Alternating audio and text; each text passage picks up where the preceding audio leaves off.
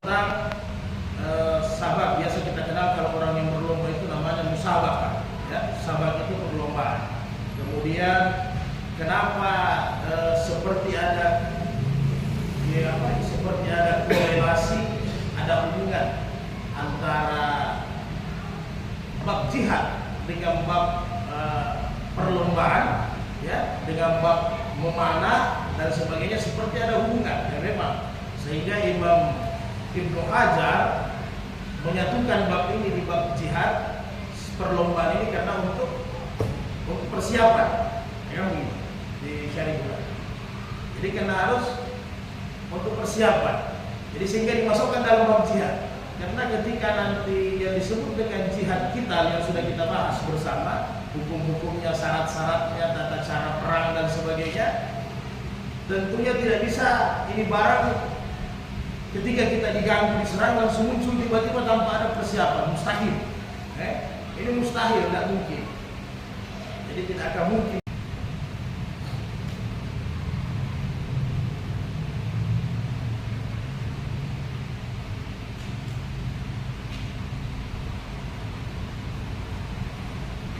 Jadi saya teringat ada kisah Nabi. Jadi olahraganya itu dipakai untuk dakwah syiar, ya. Dulu ada di Mekah namanya Rukana, ya. Mungkin kita pernah dengar. Rukana ini profesional, tukang gulat. Kalau sekarang dibilang tukang gulat. Kan gulat ini olahraga tua, ya. Karena dia gulat ini tidak mukul. Jadi olahraga lagi yang diharamkan dalam Islam selain melalaikan, selain ada unsur perjudian, olahraga yang menyakiti. Karena dalam Islam la tadrab wajha, tidak boleh memukul wajah. Jadi semua olahraga itu haram. Tinju, apalagi sekarang ada smackdown, tapi gulat dibolehkan. Gulat boleh, karena memang gulat tidak menyakiti muka. Dia hanya adu kekuatan banting, kan begitu. Nah, kalau sekarang apa? Kempo yang mirip-mirip, ya. Nah, jadi satu saat ada juara yang tidak pernah terkalahkan di kota Mekah, yaitu Rukana. Rukana ini memang juaranya. Kalau dia di Najat dia juara, ada perlombaan lagi di Taif dia juga juara. Ini Rukana tidak pernah terkalahkan. Dia namanya Nabi dakwah. Jadi Nabi datang sama beliau. Dia sampaikan, oleh Rukana, apakah engkau tidak takut dengan Allah? Ya. Saya datang ini bawa kenalkan engkau dengan Allah yang memberikan engkau kekuatan. Dia bilang, wahai Muhammad, tidak usah kau sampaikan agama baru kepada saya. Jadi Nabi datang, begini bos,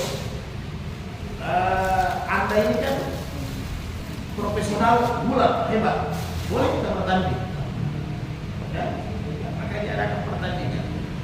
Jadi Nabi itu sampai kalahkan beliau.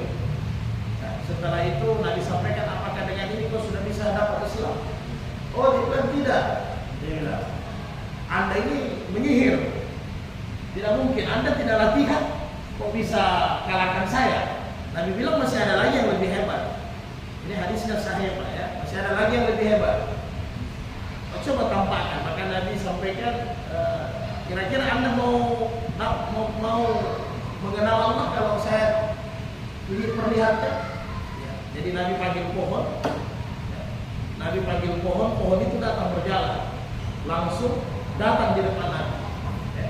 Datang di depan Nabi. Setelah itu Nabi perintahkan pohon itu balik lagi. Jadi Rukana pergi di kaum Quraisy, wahai Bani Manaf, kalian punya sihir itu tidak apa-apa, kecil katanya. Tidak ada yang kalahkan sihirnya Muhammad. Masih dibilang bukan sihir, belum masuk Islam itu. Rukana belum masuk Islam. Maka Nabi hijrah setelah Fathul Makkah, 12 tahun Nabi hijrah di Madinah datang ke Mekah. Nanti Fathul Makkah, Rukana baru masuk Islam. Yang hebatnya lagi, ketika anaknya tahu bapaknya dikalahkan, ada anaknya Rukana, kan sudah biasa. Kalau bapaknya ini pasti anaknya dilatih juga, rata-rata kan begitu, pasti.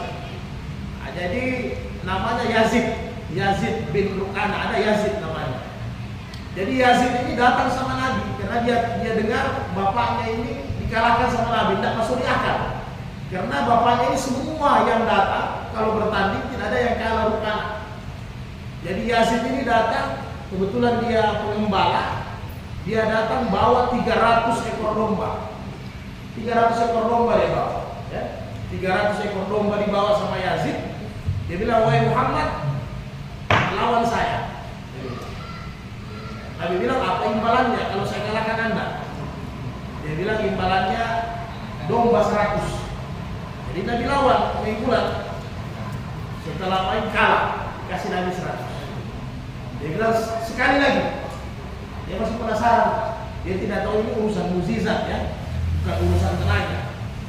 Lomba yang kedua jatuh lagi, kalah. Dikasih 200 domba, tinggal 100. Dia bilang masih ada 100 saya punya ternak. Sekali lagi, ya Muhammad. Yang ketiga kali, kalah. Setelah itu dia bersyahadat, asyhadu an la ilaha illallah wa asyhadu anna Muhammadar Rasulullah. Setelah itu Nabi kembalikan dombanya 300 ditambah lagi. Dikembalikan dombanya 300 ditambah lagi. Jadi langsung syahadat pada saat itu. Jadi inilah uniknya Rasul. Kadang orang dapat hidayah Islam lewat perkawinan, seperti mana Maria Al-Qibtiyah di Mesir. Kadang Nabi dizalimi, ya, orang-orang Yahudi banyak masuk Islam karena Nabi dizalimi. Jadi dari kadang dengan ayat Al-Quran orang Quraisy masuk Islam.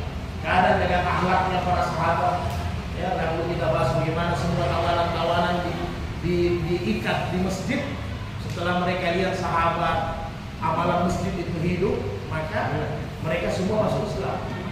Jadi tidak perlu lagi dibayar, tidak perlu lagi dikembalikan, tidak perlu bayar upeti jaminan, karena semua bersyahadat. Inilah karena akhlaknya sahabat.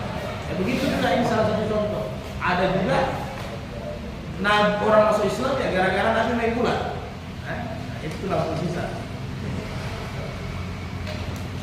Termasuk Yazid. Kemudian hadis berikutnya, 2 hadis lagi.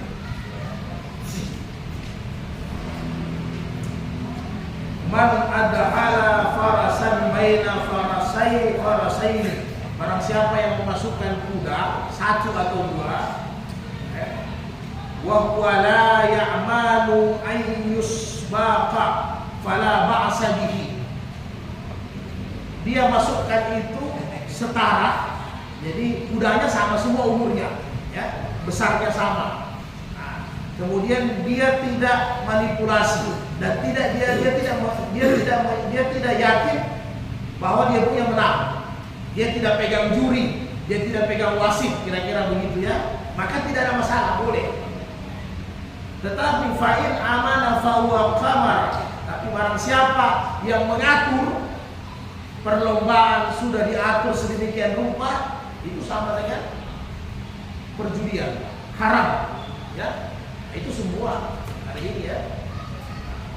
Jadi kemudian hal yang bisa menyebabkan olahraga itu haram, ya banyak melanggar syariat, termasuk pasti membuka aurat. Nah, kalau sudah bilang membuka aurat, ya hampir semua lah hari ini, ya. Hampir semua olahraga sudah membuka aurat. Jadi tinggal pandai-pandai lah, ya. Jadi kita belajar memanah anak-anak berenang di laut, niatkan. Nah, ini menurut Ibnu Hajar. Jadi semua olahraga untuk tubuh kita tetap kita niatkan untuk agama, sehingga pahalanya ada, bukan hanya kesehatan. Kata Ibnu Hajar rahimahullah. Karena ini sunnah, perintah. Jadi ketika kita berenang untuk agama. Tidak kita tahu semua nanti berfungsi. Ya, ketika belajar, kalau sekarang bukan hanya memanah, sudah ada menembak mungkin, ya, kecepatan, kemudian tombak, ya. Jadi kenapa ini tombak sunnah? Ya, dalam hadis-hadis saya begitu banyak, ya. Hadis-hadis yang kata Aisyah, saya sempat melihat di Bukhari Muslim ini ada juga syarahannya, Ibnu Hajar Al-Asqalani, Imam Nawawi dalam syarah Sahih Muslim, melihat orang Habsah ini orang Ethiopia kulit hitam. Mereka ini pandai main tombak dengan main pedang ahli. Jadi kalau pergi perang bersama Nabi, pergi syariah, buka lahan-lahan dakwah, kan Nabi kalau zaman dulu, kalau sekarang kan enak, tinggal ingatkan mereka Allah dan Rasulnya. Kalau dulu kan tidak, kasih pilihan dia, mau masuk Islam atau tidak. Kalau tidak mau masuk Islam, bayar jizyah.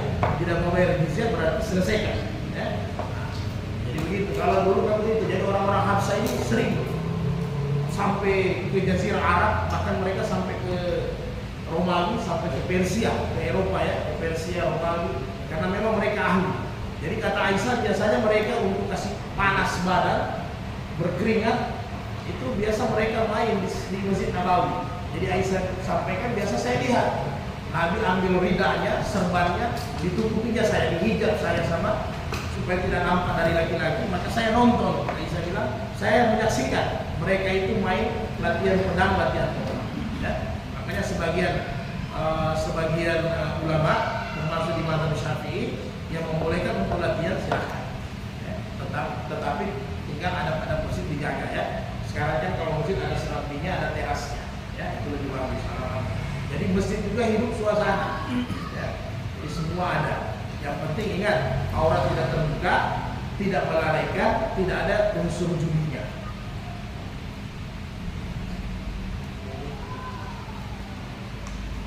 An Uqbah bin Amir radhiyallahu anhu qala sami'tu Rasulullah sallallahu alaihi wasallam wa huwa 'alal mimbar yabra'.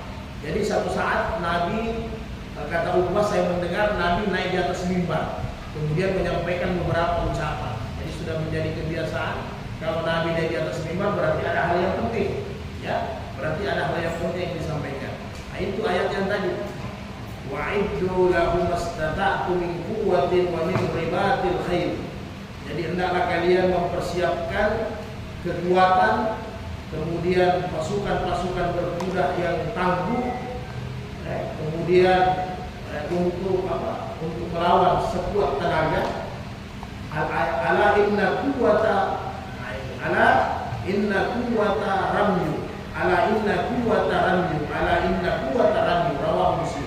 Kemudian Nabi sampaikan bahwa kekuatan itu ada di lemparan, kekuatan itu ada di panahan, kekuatan itu ada di tombak. Jadi kekuatan itu ada di panahan. Jadi itu penting memang. Dulu ada, kalau yang biasa umrah haji, ada namanya bukit orang Memanah yang sempat di perang Uhud, mereka turun. Nah, itu memang efektif.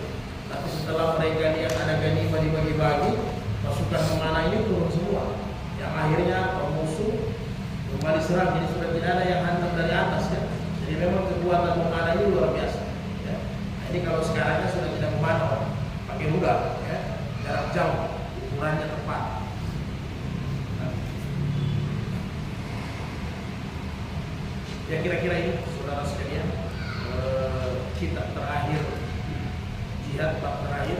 Jadi kita bahas lagi di depan tentang kitab baru. Ada masalah silahkan.